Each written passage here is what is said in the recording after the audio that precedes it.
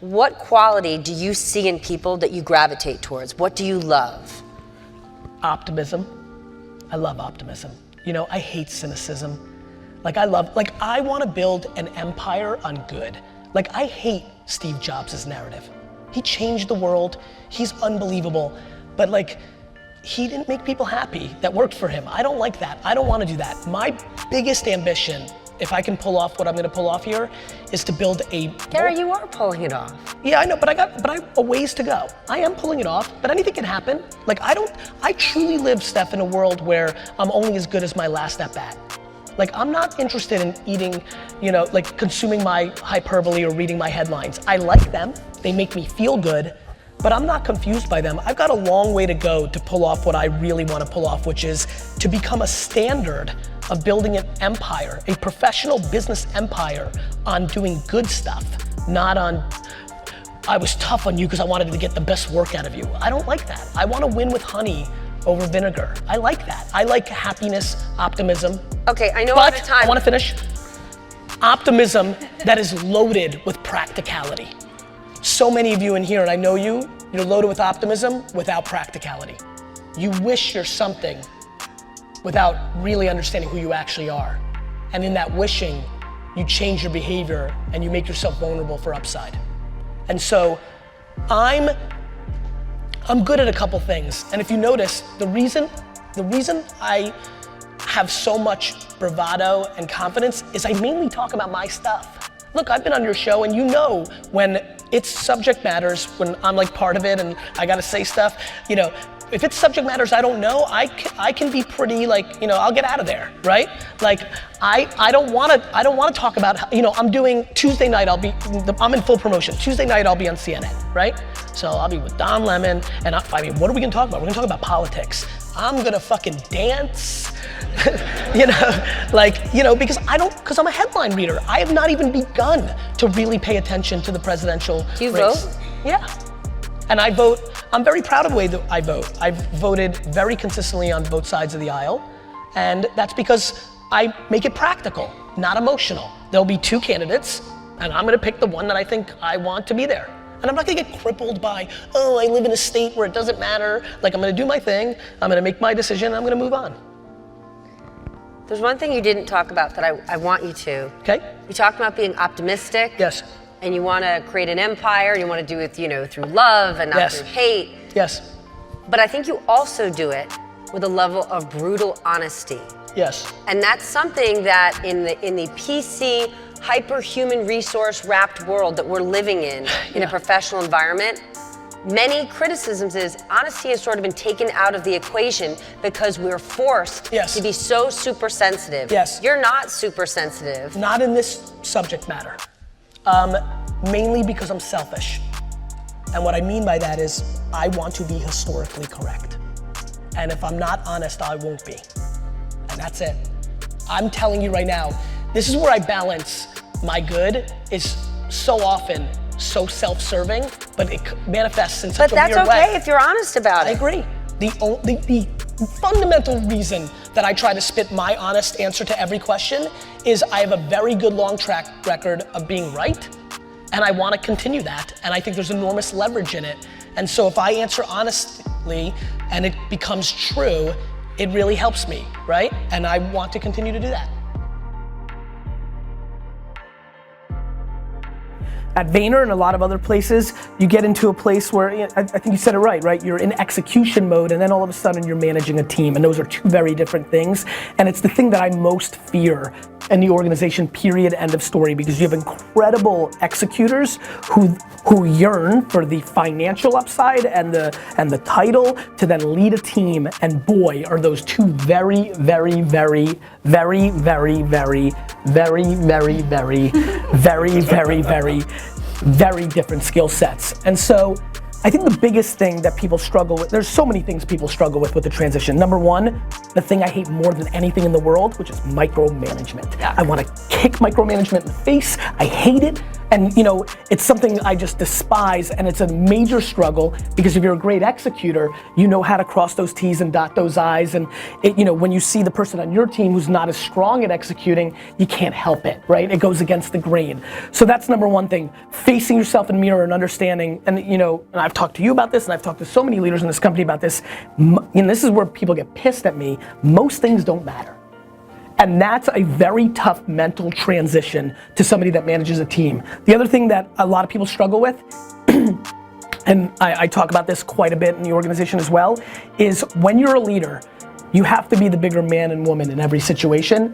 And a lot of times people, especially when they make that first transition and it's the first time they're the leader, they look at it wrongfully because of society as I'm the boss, and they try to impose their will, instead of what I think the real skill set is, which is become a full-time listener, a full-time empowerer, a full-time eat crap and have humility and empathy and self-awareness. And so you go from what I believe is IQ to EQ, and a lot of people can't make that transition. I think the reason this organization has grown so much is that's all I focus on when that transition happens, and don't try to put pressure on people for new business and client services and all the normal things one has to worry about. Now I'm the leader, now this client has to respect me, I need to make Steve happy. I don't care about that. I can take care of that at the highest levels. It's about really empowering people to become leaders, and leaders, I love this. I mean, this is obviously a subject matter I love. We talked about it even in yesterday's episode. It takes so much more motherly, historically stereotypical motherly skills to be a leader, and I think people are confused. I think by default people think it's fatherly stuff, and I think it's motherly stuff. It's emotional skills that allow somebody to make that transition, and really one of the biggest factors in this whole thing is self-esteem.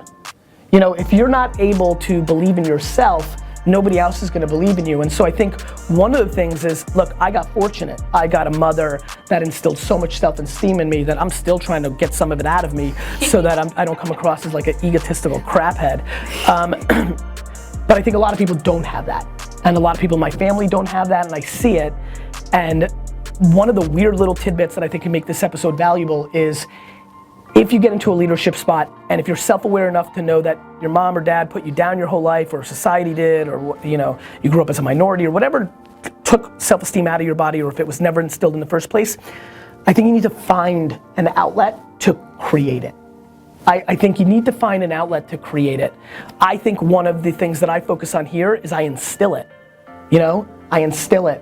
I do talk 90% of the time about the positives. I just can't help it. I'm optimistic, and I just see it. I do see the good. It's what I do. There's always bad, but I think you need to seek it out, and that may come in the form of extracurricular activities. You might be a great soccer player or an improv actor, or maybe the person you date. Maybe you look for somebody who, instills that. I think that's a very attractive characteristic. I can tell you the reason I married Lizzie so quickly was because she was my mom, and so I like coming home and having a cheerleader. Like, you're great, I love that. I want that. And so I think that those are the things that come top to mind. Winners want to take the last shot. You want to take the high with the low. When you are truly an actual purebred entrepreneur, you don't know anything else than getting the accolades or getting shit on when you don't execute. Actually, for the first, it's really interesting. I had a 100th of a second, because I'm concerned about macroeconomic climates. For a 100th of a second yesterday, which is unheard of for me, I was like, ooh, what if Vayner took a step back and I had to deal with people being like, oh, you're not running this business well, or what's going on? It was so funny. I thought of it for a 100th of a second, and then I got so happy.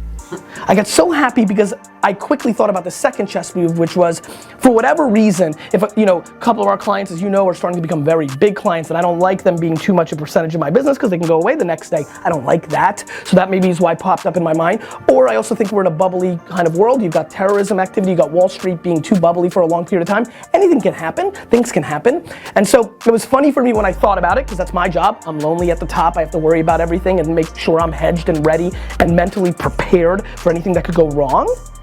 And then I got excited about the second chess move, which was the thing I live for, which was the I told you so when the doubters came and said, oh, why did you misplayed it. You didn't think social wasn't as big as you thought. You didn't see this coming. Then being able to navigate through those choppy waters. I often talk about being a wartime general over a peacetime general. Anybody can look good. Anybody who's watching or listening to this show can be an entrepreneur right now because shit is good.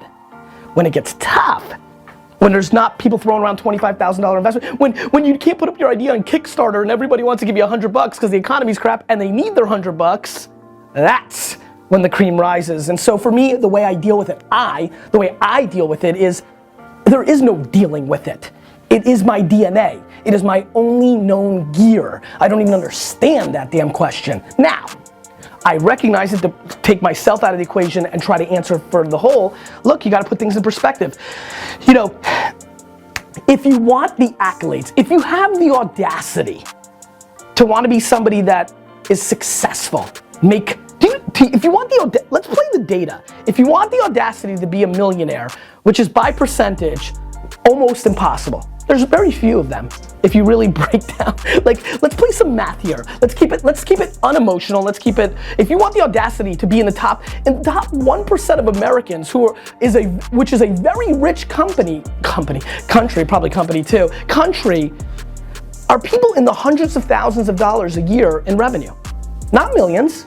So we're talking about a very small group of people that are able to get to this extreme level of success in business. And we can have shows about, actually, you know what? Oh, I was gonna point at India. Danielle, tell India when you do a show about like life and not business stuff, but like in the context of business, like life happiness, like there's a million ways, and we ranted on it the other day. But if you want the audacity to be a millionaire, to be successful, to write books, if you want the audacity, don't you understand the crap that comes along with that? Like, I wanted the audacity to be in shape. It's come with a lot of crap. It's been a lot of work. I'm 18 months in and I'm like, I said this the other day, on my fitness video, I'm not sure I would do this if I saw what I would look like 18 months later, meaning I'd look a lot better, but damn it, I would've been like, really? For every single day for 18 months to wake up at 4 in the morning, like I was like, oh, so you deal with it because it's a very small price to pay for all the phenomenal stuff that you headline read and you aspire to and you dream for. The problem is most of you don't want to eat that shit to get there.